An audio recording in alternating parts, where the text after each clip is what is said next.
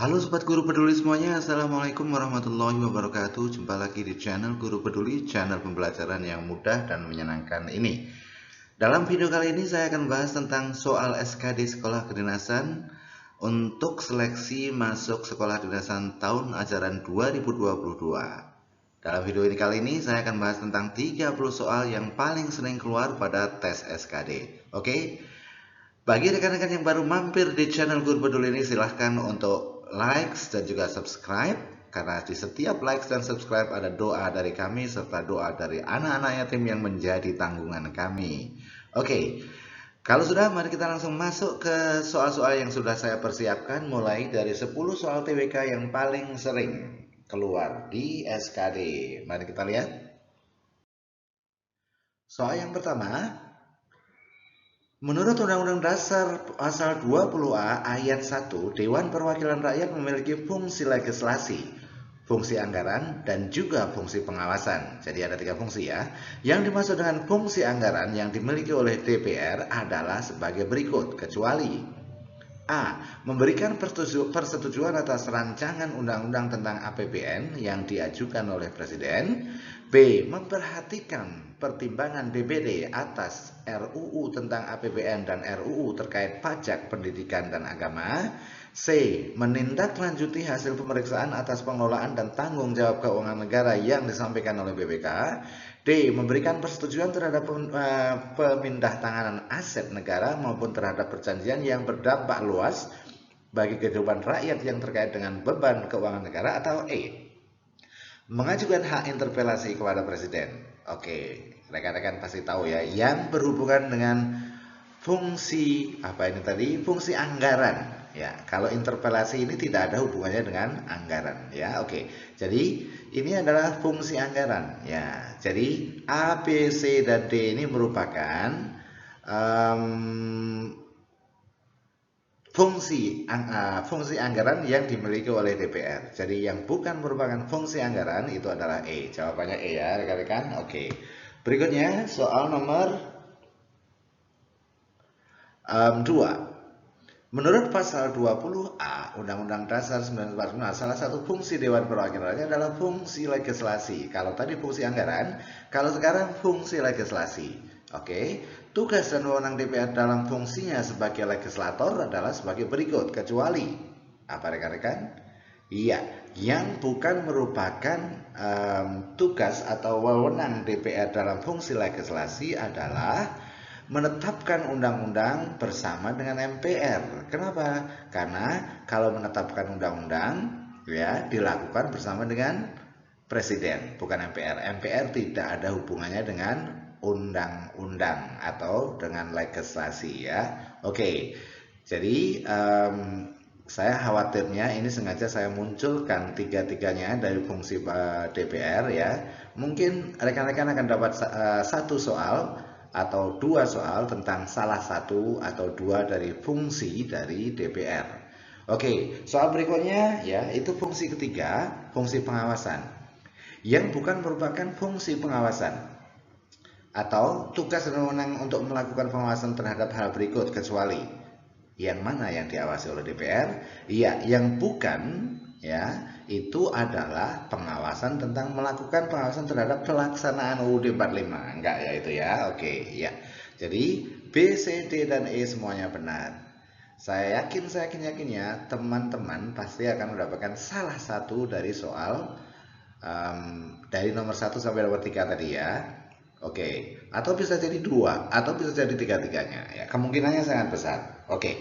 Ya, soal berikutnya nomor 4.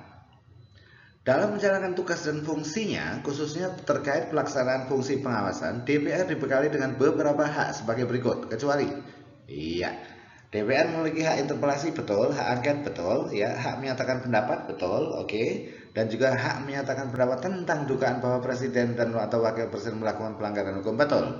Yang bukan merupakan hak dari DPR adalah hak veto, oke. Berikutnya soal nomor 5. Ya, pokok pikiran pertama yang terkandung dalam pembukaan Undang-Undang Dasar 1945 adalah persatuan, yang merupakan penjabaran dari sila ketiga. Makna dan dari pokok pikiran tersebut adalah A. B, C, D atau E rekan-rekan? Coba rekan-rekan tebak.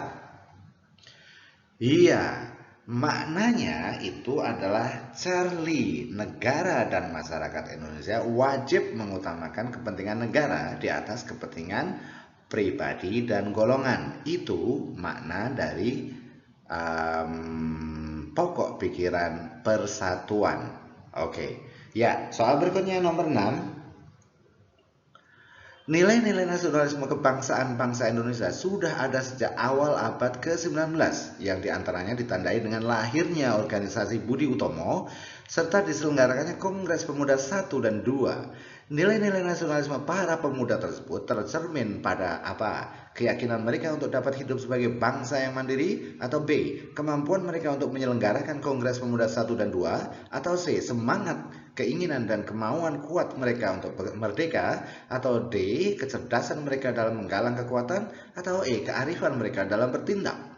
Oke, langsung saja jawaban yang tepat untuk soal ini adalah C, semangat, keinginan dan kemauan kuat mereka untuk merdeka.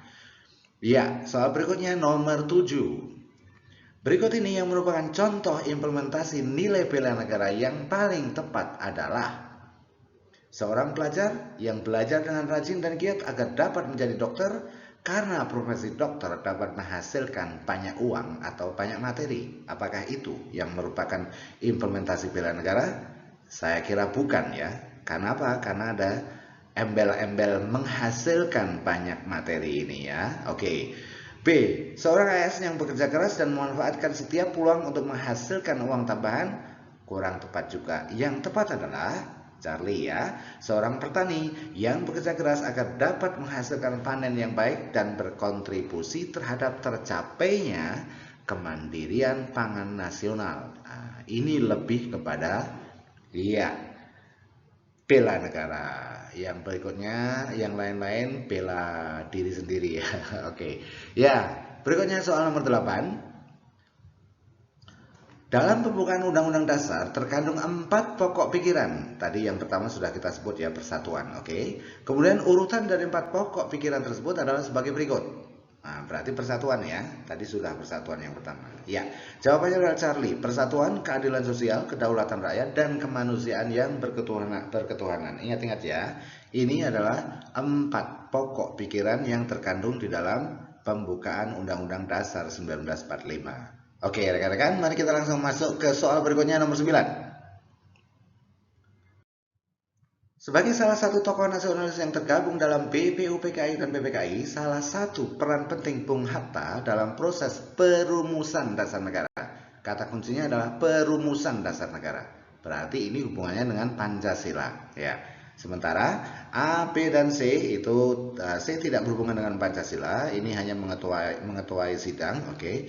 Yang berhubungan dengan perumusan Pancasila adalah delta, mempengaruhi tokoh religius untuk mengubah rumusan sila pertama pada Piagam Jakarta menjadi ketuhanan yang Maha Esa.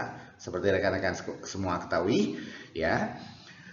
Rumusan Pancasila pada Piagam Jakarta itu agak panjang, ada 7 atau 8 kata itu yang dihapuskan, yang sesuai dengan syariat Islam bagi umatnya itu ya. Oke, dan 4 tokoh yang ditemui oleh Bung Hatta pada saat itu ya adalah siapa? Iya, pada tanggal 18 Agustus yang ditemui oleh Bung Karno, tokoh Muslim ya, tokoh religius itu adalah Ki Bagus Adikusumo. Pada saat itu beliau menjabat sebagai Ketua Muhammadiyah, Kiai Haji Wahid Hasim, pendiri NU, kemudian Mr. Kasman Singodimedjo, ini adalah dari Muhammadiyah juga, dan Mr. Teuku Hasan dari Aceh. Oke, ya. Jadi inilah 4 tokoh yang dihubungi oleh Bung Hatta untuk istilahnya mengalah sehingga Indonesia bagian timur tetap tergabung menjadi bagian dari NKRI karena Indonesia bagian timur ya itu kebanyakan adalah pemeluk agama non-Islam ya. Oke, ya karena dasar kita Pancasila ya. Oke, berikutnya soal nomor 10. Menurut pasal 24C Undang-Undang Dasar 1945, 24C itu adalah Mahkamah Konstitusi ya. Itu memiliki 4 kewenangan. Nah, yang bukan merupakan wewenang Mahkamah Konstitusi apa? Menguji undang-undang terhadap undang-undang dasar, ya. Memutus sengketa kewenangan lembaga negara yang kewenangannya diberi oleh konstitusi, ya. Memutus pembubaran partai politik dan organisasi masyarakat, ya. Memutus perselisihan tentang hasil pemilihan umum juga. Yang bukan adalah menjalankan peradilan tata usaha negara, karena ini wilayahnya MA, Mahkamah Agung, ya. Oke. Ya, berikutnya. Ini tadi adalah 10 soal TWK yang paling sering keluar. Kemudian berikutnya adalah 10 soal yang paling sering keluar di TIU. Yang pertama adalah, oke, iya, ini kita lihat.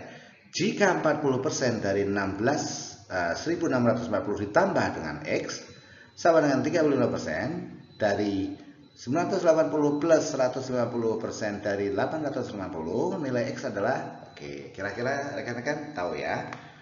Iya. Ini berarti X sama dengan, ini dipindahkan ke sini menjadi minus, dikurang ya nanti ya. Ini ditotal dulu ya. Jadi kalau kita notasikan seperti ini.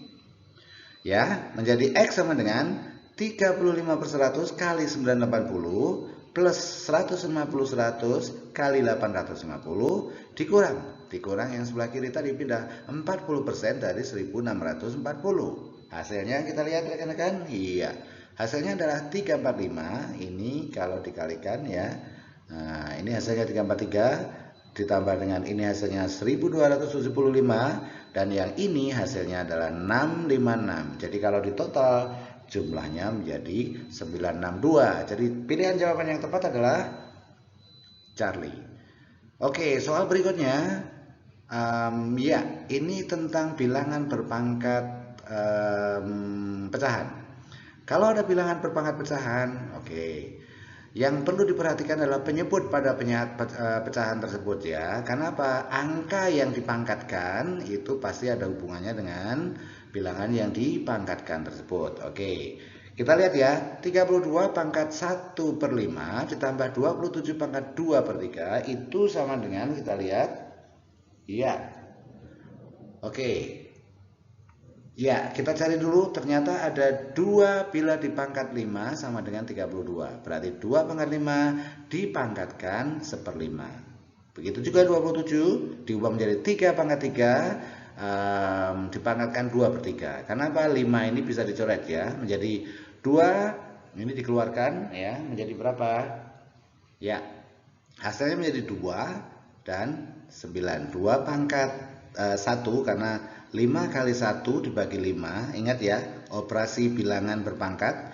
Kalau bilangan pangkat dipangkatkan ya, oke, berarti pangkatnya itu dikalikan. Jadi ini tinggal 5 dikali 1/5 sama dengan 1 ya, berarti 2 pangkat 1. Kemudian ini 2 pangkat 2/3, berarti 3 kali 2/3 sama dengan pangkat 2 ya, berarti 2 pangkat 1 sama dengan 2, 3 pangkat 2 sama dengan 9. Jadi jawabnya adalah 11. Nah, Charlie. Oke. Soal berikutnya nomor 3. Deret angka? Ya. Deret angka kalau soalnya panjang seperti ini berarti dia ada kemungkinan apa? Terdiri dari 3 digit. Oke, kita lihat ya. Dari 741 kita lihat trennya. 963, kemudian 11 dan 8. Oke. Kalau kita lihat di sini ya. Ini adalah, oke, langsung jawab saja ya. Jawabnya adalah berapa? 5/13. 5 dari mana? Kita lihat ya. Ini adalah 1 ke 3 itu sama dengan, jadi ini 7 ke 9 tambah 2, 9 ke 11 tambah 2. Oke. 4 ke 6 tambah 2, 6 ke 8 tambah 2. Berarti satunya juga harus tambah 2. 1 ke 3 tambah 2, 3 tambah 2 sama dengan 5. Jadi ini semuanya ketemu ya, 5. Baru kemudian 11 ini kita tambah 2 lagi menjadi 13. Jadi jawabannya adalah alfa. Ini ya jawabannya alfa. Oke. Soal berikutnya. Nomor 4. Ya. Masih tentang deret angka. Ini adalah 2, 5, 8, 11, 15, 19, 23 dan 27. Oke, kita lihat. Dari 2 ke 5 ke 8 ke 11 itu ditambah dengan 3. 2 ke 5 tambah 3, 5 ke 8 tambah 3, 8 ke 11 tambah 3. Oke, betul ya. Semuanya ditambah 3. Oke. Kemudian dari 11 ke 15 ditambah 4, 15 ke 16 ditambah ke 19 tambah 4, 19 ke 23 ditambah 4. Oke. Kemudian 23 ke 27 juga ditambah 4. Berikutnya berarti ditambah 5. 27 ditambah 5 berapa? 32. 32 tambah 5 berapa? 37. 37 tambah 2, 42. Berarti jawabannya adalah alfa. Oke, soal berikutnya nomor 5 sedikit berbeda. Ada 30 peserta yang hadir dalam sebuah seminar. Jika semua peserta saling bersalaman, maka banyaknya salaman yang terjadi adalah berapa? Oke, sorry, ini titik-titik ya sebetulnya. Ya, kita lihat jawabannya ini. Kalau salaman itu kita menggunakan apa? Rumus kombinasi, karena salaman antara A dan B itu sama aja dengan B dan A. Oke. Masih ingat rumus kombinasi? Rumus kombinasi ya, karena salaman 2 orang berarti R-nya 2 ya. Kemudian dari N-nya 30. Ya, rumus kombinasi itu adalah N faktorial per R faktorial dikalikan N min R faktorial. Hasilnya 30 faktorial per 2 faktorial per 28 faktorial ya. Oke. Nah, kemudian hasilnya adalah 29, 30. Ingat ya cara menfaktorkan faktorial ya. Oke. 2. Ketemunya adalah 435. Oke. Oke rekan-rekan, untuk 15 soal berikutnya akan saya hadirkan di bagian kedua. Mungkin besok pagi akan tayang ya. Untuk hari ini cukup itu dulu, kebanyakan nanti terlalu panjang videonya. Ya, terima kasih sudah menonton. Thank you for watching. Semoga bermanfaat dan jangan lupa untuk like dan subscribe. Semoga rekan-rekan semuanya berhasil lolos SKD tahun ini dan menjadi taruna atau pelajar dari sekolah kedinasan yang sudah diinginkan. Thank you. Wassalamualaikum warahmatullahi wabarakatuh. See you in the next video.